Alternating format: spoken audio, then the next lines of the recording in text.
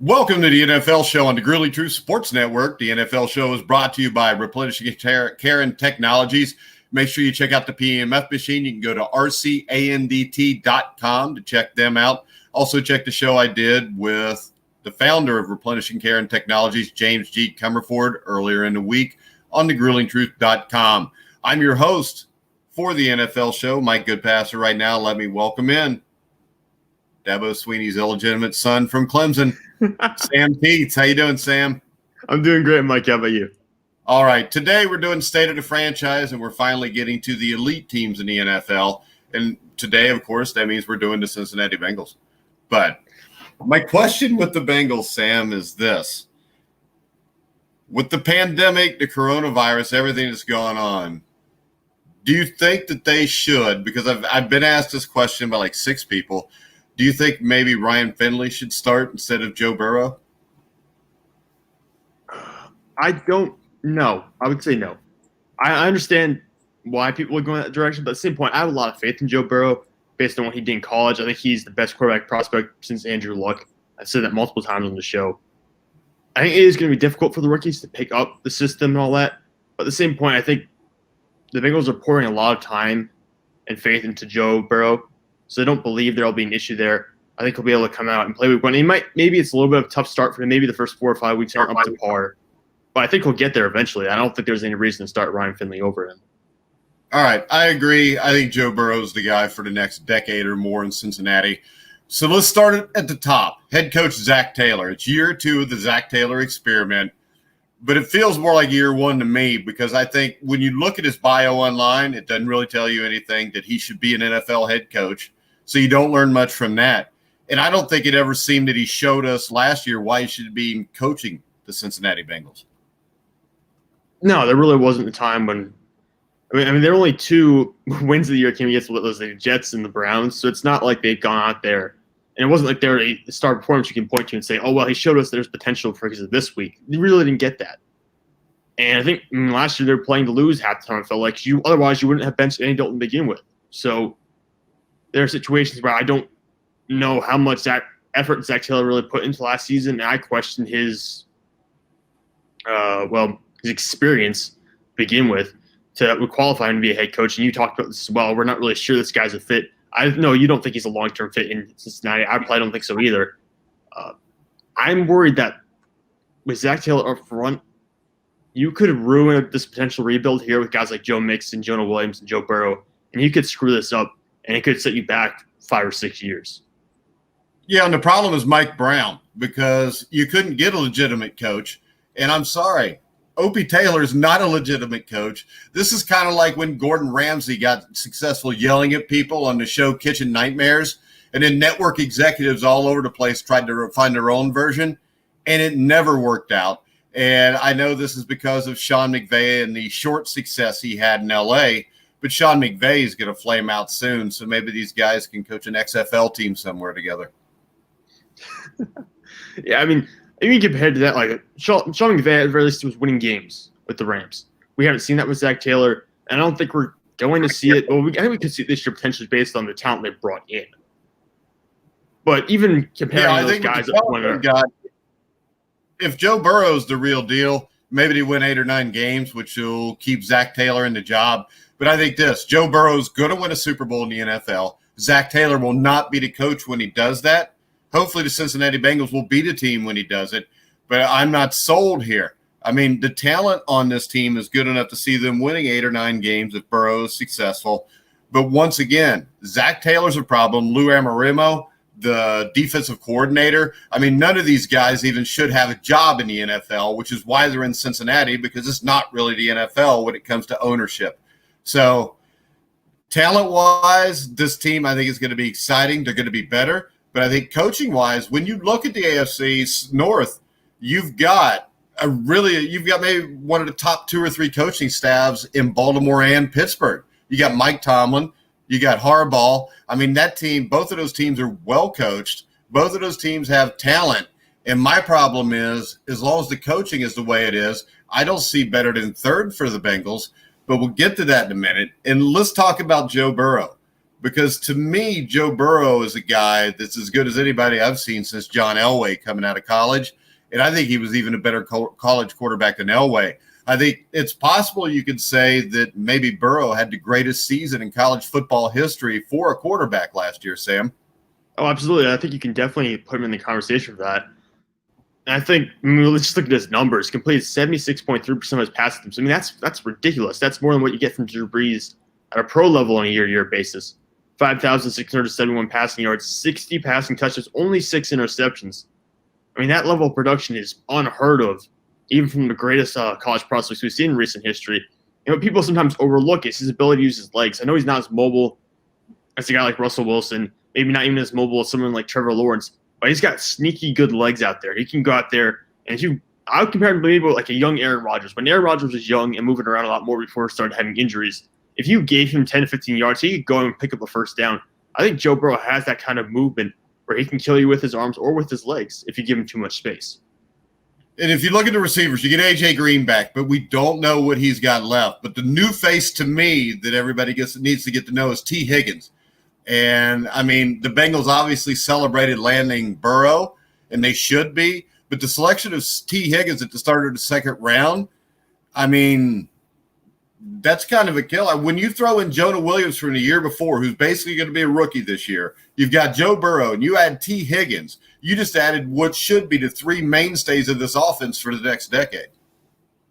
Yeah, you arguably are going to add 3 first-round picks to your offense this year. T. Higgins is that kind of player.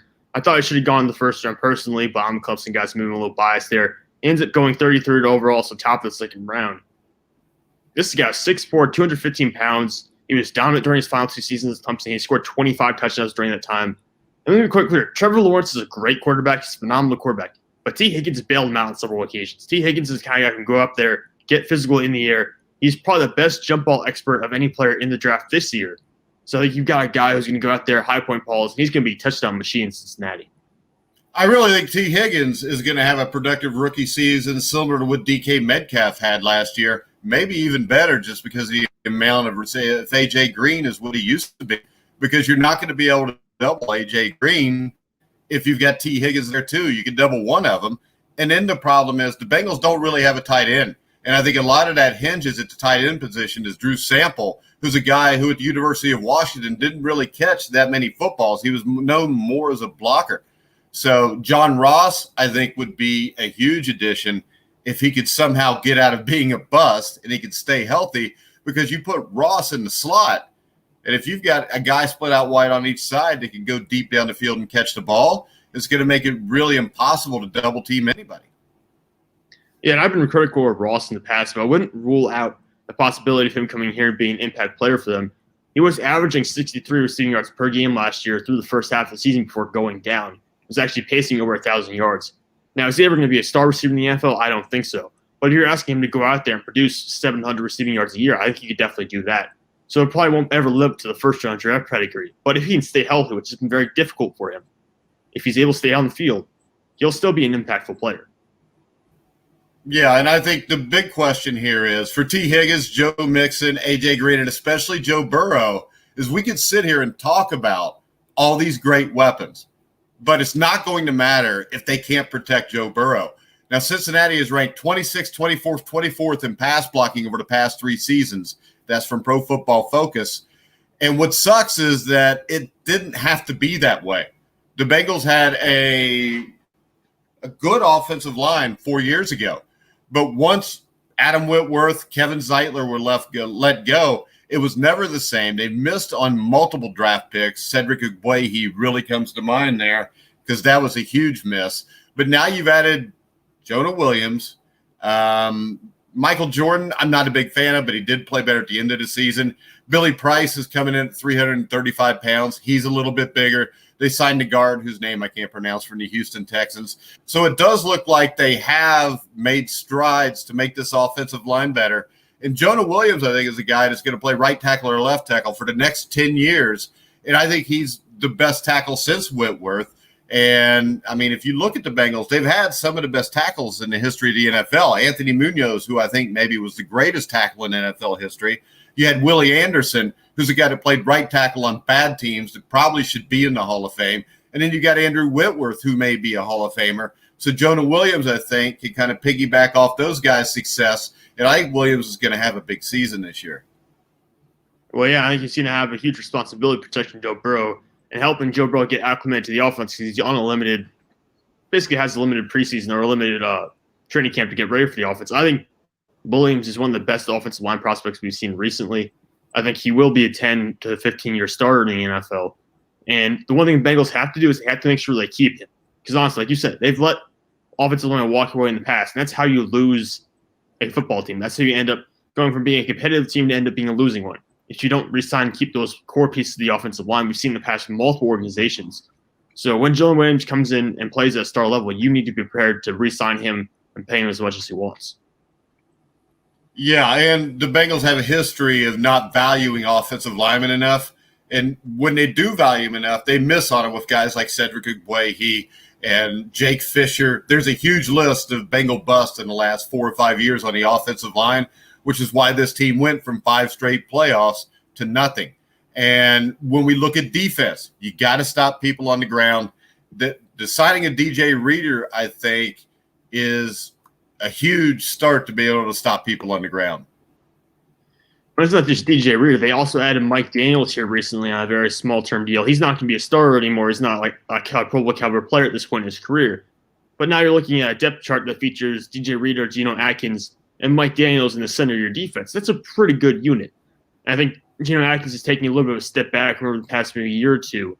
But DJ Reader is ready to come in and fill in immediately. He's a tremendous against the run. Not necessarily a great pass rusher. Geno Atkins is better in that area, obviously.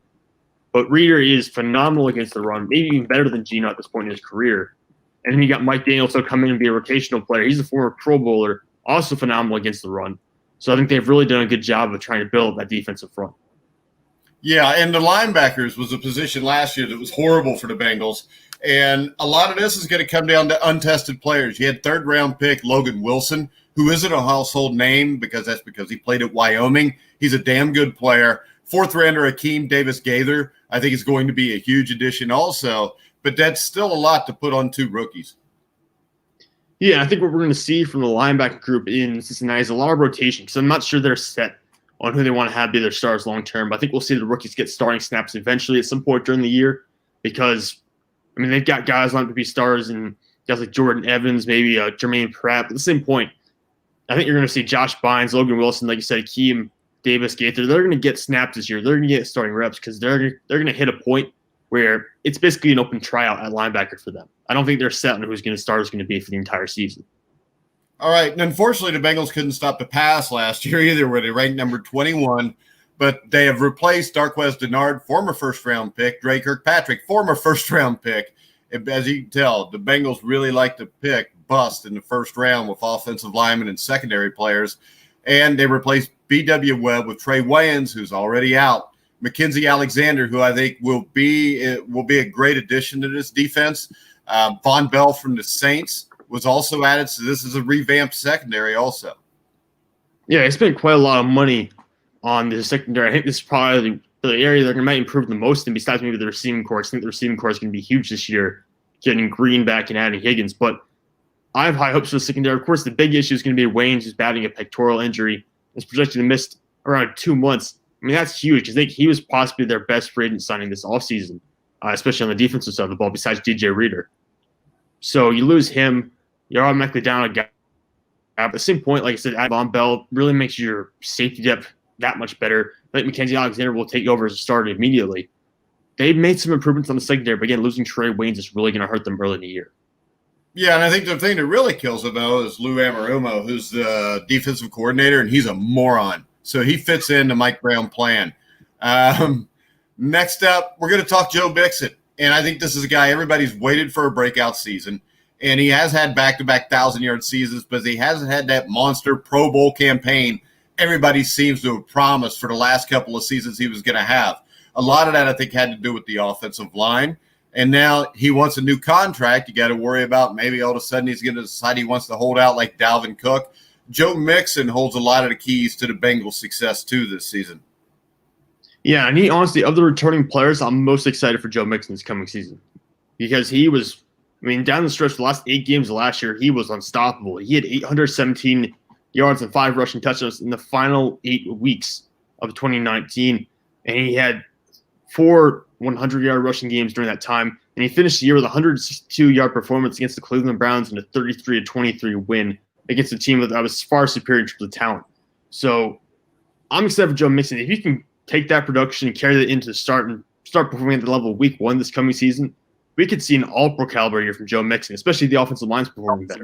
I think he's that kind of talent. He could really be a top 5, top 4 running back in the NFL if he gets the proper run blocking in front of him.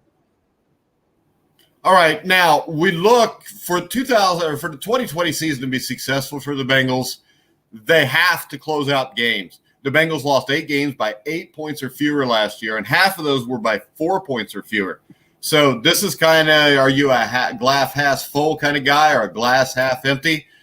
So you may say the Bengals are close if you think the glass half full. The way I look at it is the glass half is half empty because Zach Taylor is in over his head, and you've got a guy in Taylor who's never been a head coach until last year, also calls the offense. That's a lot for a guy to do, especially the first time he's ever done it. So I think that's a question. And the other thing is the Bengals are supposed to be this great offensive team, but it's possible in the Ravens and Steelers 4 times this year, they may have to play the 2 best defenses in the NFL. Yeah, it's going to be tough. It's really going to be a baptism by fire for Joe Burrow because you're going to have to go up against defenses that feature guys like T.J. Watt, Minkah Fitzpatrick, and of course Baltimore's going to have guys like Calais Campbell and Marquise Peters and Earl Thomas. So you're going to face some of the best defenses in the entire league at this point. I wouldn't even rule out a defense like Cleveland. They have Olivier Vernon, Myles Garrett up front, Denzel Ward in the secondary. So there's players there, even though they're not as good as the defense, obviously. It's really going to come down to coaching and play calling preparation. I think there will be some growing pains for Joe Burrow, even though he's phenomenal, just because he's a rookie. But I think it will come down to how Zach Taylor sets up this game plan. And I think we'll see. Coaching could really put the Bengals over the top here. Coaching could be the difference for them. But on the other side of things, if coaching is a problem, then they're going to end up losing most of the close games they get into. Yeah, and coaching is going to be a problem. I mean, they're going to get out-coached with the guy they've got at the head of this franchise. And it's a damn shame because I think that we did in the draft, did in the offseason, was better than what they have done. And it's been much better. But you still have the problem. To me, this is hoping that Joe Burrow has a good season. They're exciting. They score points to go 3-13, and hopefully they'll get rid of Zach Taylor. But they won't because Mike Brown has a tendency to hold on to guys way too long. Yeah, I mean, Zach Taylor could go 3-13. He'll still get 2 more years to try this out. So it's really kind of rough for Cincinnati because I feel like they have the pieces now, and especially if you have a season where you get a top 15 pick, you would really be set up to win games. I just don't know if they have the leadership in that front office as well as on the coaching staff to perform well and capitalize on all the talent they brought in the last 2 years. All right, let's go ahead and talk a little NFL news.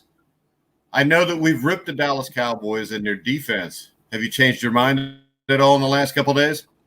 I'm feeling much better about the defense front. I still question the secondary because they haven't – like I said, I like how Quentin thinks. I like that signing. It's not going to fix all the issues they've had at quarterback especially, but I think adding Everson Griffin, he's just as good, if not better, than Robert Quinn. So they're actually potentially getting an upgrade along that defensive line. You've added a bunch of other veterans along the front as well this year, kind of guys who are just stopgap players, but at the same point will be solid contributors. They got Everson Griffin on a discount deal, 1 year, $6 million. I mean, that's paying for him.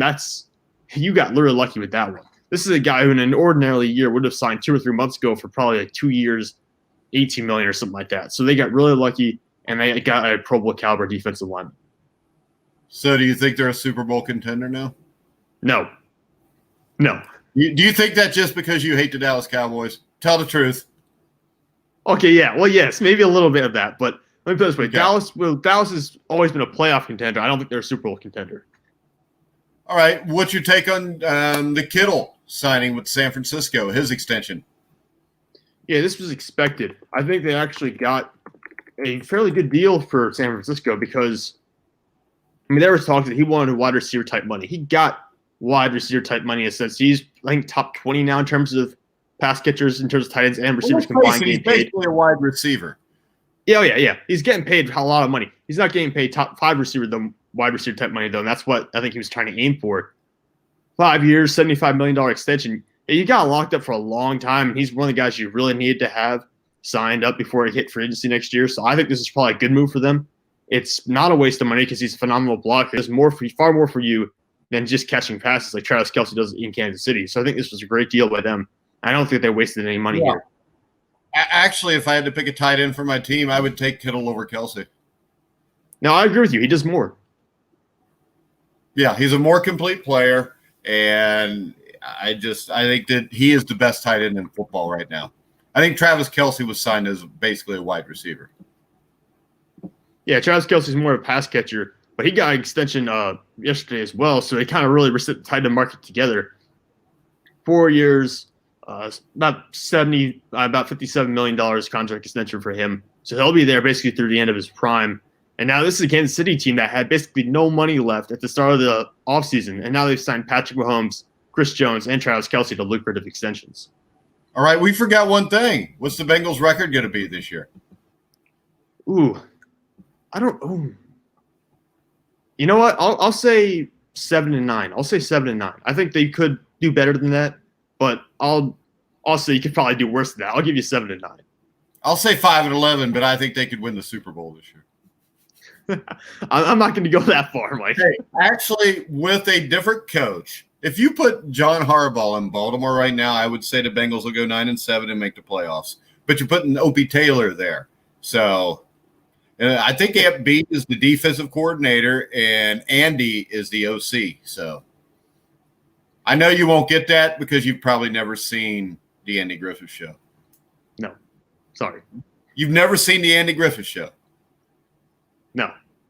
It's on a channel on your cable or streaming device all the time. How could you have never seen the Andy Griffith Show? General laziness, potentially? No, I'm serious. There's no way you could have not seen the Andy Griffith Show. Maybe I have seen it. I just didn't recognize it. Let me see. Well, I can tell you this. Before Monday's show, you have to watch at least the first 3 episodes. You can go on Amazon. I think they've got them all for free, and then you have to report back to us because it's better than any TV show on today. That's my homework that's my homework before Monday. Yeah, because the Andy Griffith Show, that's when men were men and women were women, and they all realized it. All right, I'll give you a report on Monday, Mike, when I get through it. Oh, I probably offended you since you're a college student. That means you're probably a liberal anyways, right? I'll be honest, I pay so little attention to politics right now. I have no idea what's going on. You don't pay attention to anything but football, right, Sam? Pretty much. I mean, that's generally it. Football and basketball for me. Well, the NBA playoffs start today, don't they? No, I got one more night of regular season games, and they start after that. When do the playoffs start? A couple of days. It's got to be like a week. They're bringing in some players' families before the start of the playoffs. So it's going to be a couple of days. But we're getting down to it. We're finally done. I think most teams have played their last game. We know what the playing game is going to be. So I'm excited. We're about to get to the part of the season that actually matters here. Well, maybe we ought to start doing an NBA weekly show. We can do a preview of all the playoff matchups. Yeah, we could do that. I'd be down for that. All right. Maybe we'll do that tomorrow afternoon if you're not doing anything. Yeah, I could be around. I'll text you. I'll let you know. Oh, you've got nothing else to do, Sam. You're supposed to be quarantined. Well, look, I might go out and play basketball later. Are you wearing your mask like a good boy? If I have to get into a store, some stores you don't have to. You don't have to get into any store, Sam. And really, from what I've found, even Walmart will let you go if you just walk by them like you're oblivious. Yeah, but that's Walmart. Yeah, but they're the ones that are communists, so that's the closest thing to what this country's headed for. So, all right, Sam, tell everybody where they can find you. Yeah, you can find me on Twitter, Instagram, or Facebook, Sam_Teets33. I'm constantly posting new articles, stats, polls there every day, so feel free to go check that out. All right, guys, you can follow me at Grueling Truth on Twitter. You can see all of our articles, all of our shows on thegruelingtruth.com. Make sure you check out rcandt.com, which is the presenting sponsor of the NFL show and the NHL weekly show, which you can hear with me and Sam here in a few days. Not this Sam, but Sam McGinnis. So for now, we're going to go ahead and wrap it up. Remember, you can hear the podcast on iHeartRadio, iTunes, TuneIn, Spreaker, Stitcher, Spotify, wherever you find podcasts. You'll find The Grueling Truth. So until Monday, 1 o'clock Eastern for the NFL show, For Sam Teets, I'm Mike Goodpaster. You've been listening to The Grueling Truth, where the legends speak. All right, that seemed like a